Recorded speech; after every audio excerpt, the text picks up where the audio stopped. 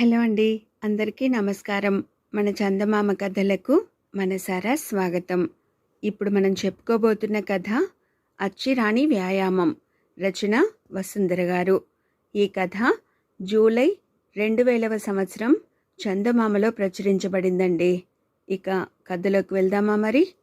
అచ్చిరాణి వ్యాయామం. అనగా అనగా ఒక రాజు. ఆ రాజుకు 2 కొడుకులు.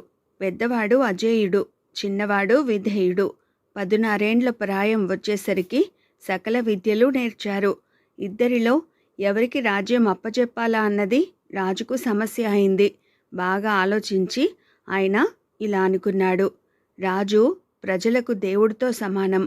రాజు చిత్రపటాలు, శిల్పాలు రాజ్యంలో ఎన్నో చోట్ల ఉంటాయి. చిత్రకారులు, శిల్పులు దేవుడి బొమ్మలను ఎంతో అందంగా తయారు చేస్తారు. దేవుడు ఊహలో పుట్టాడు కాబట్టి వారికి అది సాధ్యపడుతుంది. రాజు నిజంగా అందంగా ఉంటే తప్ప అది సాధ్యపడదు. మగవాడి అందం ముఖంలో కాక శరీర సౌష్ఠవాన్ని బట్టి ఉంటుంది. రాజు తన కొడుకులిద్దరినీ పిలిచి, మీ ఇద్దరిలో ఎవరు చక్కని శరీర సౌష్ఠవం కలిగి ఉంటే వారిని రాజును చేస్తాను. అందుకు మీకు 2 ఏళ్ల గడువు ఇస్తున్నాను. దేశ సంచారం చేసి రండి. అయితే మీరు యువరాజులన్న విషయం బయట పెట్టకూడదు అని చెప్పాడు. ఆ దేశంలో జగమల్లుడనే గొప్ప జట్టి ఉన్నాడు. ఆయన సంవత్సరానికి ఒక్కడంటే ఒక్కరిని మాత్రమే శిష్యుడిగా చేర్చుకుంటాడు. మల్ల విద్యలోని మలుపులు నేర్పడమే కాక శరీర సౌష్ఠవాన్ని కాపాడే రకరకాల వ్యాయామాలు ఆయనకు తెలుసు. తండ్రి మాట వింటూనే అజేయుడు ప్రయాణమై మల్లుడి ఊరు చేరుకున్నాడు. అదృష్టం కొద్దీ మర్నాడే మల్లుడు శిష్యుణ్ణి ఎన్నుకునే రోజు. అజేయుడు అన్ని పరీక్షల్లోనూ నెగ్గి ఆయన శిష్యుడయ్యాడు. మల్లుడతనికి మల్ల విద్యలోని మెలకువలు నేర్పుతూ వ్యాయామం సాధన చేయించేవాడు. మొదట్లో అజేయుడికిది ఇబ్బందిగా అనిపించేది.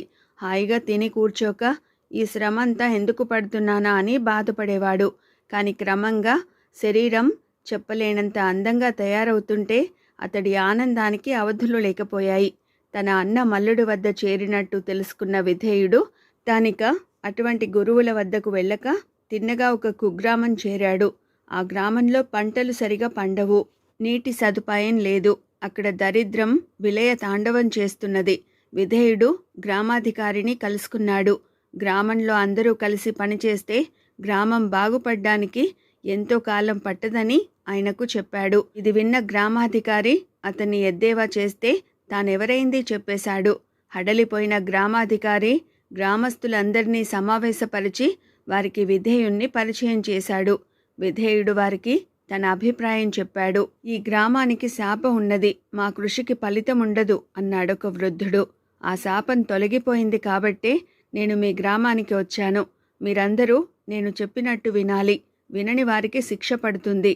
నా మాట వింటే మీ కృషికి ఫలితం లభించేలా చేసే బాధ్యత నాది అన్నాడు విధేయుడు. అతడి మాటలు కొందరికి ఉత్సాహం కలిగించాయి, కొందరు భయపడ్డారు. చివరకు అందరూ అంగీకారం తెలిపారు. గ్రామమంతా కలిసి ప్రతిరోజు కష్టపడి పనిచేసేవారు. ఆ విధంగా బాటలు వేశారు, చెరువులు నూతులు తవ్వారు, చెట్ల మొక్కలు నాటారు. మొదటి సంవత్సరం పంటలు ఒక మాదిరిగా పండాయి. అయితే చెరువులు నిండాయి, మొక్కలు పెద్ద పెద్ద చెట్లయ్యాయి. గ్రామస్తులను సోమరితనం పూర్తిగా వదిలిపెట్టింది. ఆ కారణంగా మరొక ఏడాదికి గ్రామం సుభిక్షమైంది. విధేయుడు గ్రామస్తులకు వీడ్కోలు చెప్పి తండ్రి వద్దకు తిరిగి వెళ్ళాడు. అప్పటికి అజేయుడు రాజధానికి చేరుకుని సంవత్సరం అయింది. రాజు 2 కొడుకుల్ని పరీక్షించగా శరీర సౌష్ఠవంలో ఒకరికొకరు తీసిపోకుండా ఉన్నారు. కానీ అజేయుడు రవంత మెరుగేమో అనిపించింది రాజుకు. ఆయన 2 కథలు విన్నాక అజేయుడు కలగజేసుకుని, నేను ఏడాదిలో సాధించిన శరీర సౌష్ఠవాన్ని తమ్ముడు 2 ఏళ్లలో గాని సాధించలేకపోయాడు. అదిగాక తను యువరాజునన్న విషయాన్ని దాచిపెట్టలేదు. అన్ని విధాలా వాడు నాకంటే తక్కువ, కాబట్టి నేనే రాజును కావాలి అన్నాడు. అందుకు రాజు నవ్వి, రాజ్యం అంటే మట్టి కాదు, మనుషులు. రాజు ఆ మనుషుల బాగు కోసం శ్రమించాలి. తానేం చేసినా తన కోసం కాక 10 మందికి ప్రయోజనం కావాలి. నువ్వు వ్యాయామం చేసి నీ శరీరాన్ని ఎంతో శ్రమ పెట్టావు. అది నీ శరీరానికి మాత్రమే అందాన్నిచ్చింది. విధేయుడు తన శరీరాన్ని శ్రమ పెడితే అందువల్ల ఒక గ్రామం బాగుపడింది. నువ్వు తండ్రినైన నా మాట వినడం వల్ల నాకొక్కడికి మాత్రమే సంతోషం కలిగింది. విధేయుడు నా మాట వినక తను యువరాజునని చెప్పినందువల్ల ఒక గ్రామానికి సుఖ సంతోషాలు కలిగినాయి. వయసులో నీకంటే చిన్న అయినా దేశానికి రాజు కాదగ్గ లక్షణాలు విధేయుడిలో ఉన్నాయి. ఇప్పుడు తండ్రి మాటను గౌరవించినట్లే మున్ముందు రాజు మాటను గౌరవించు.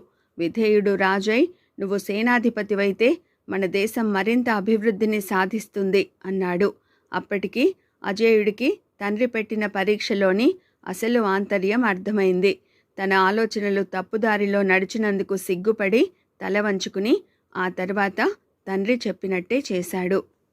ఇదండి వసుంధర గారు చందమామలో రచించిన అచ్చిరాణి వ్యాయామం అనే కథ. మరో మంచి కథతో మళ్ళీ కలుసుకుందాం. Thank you.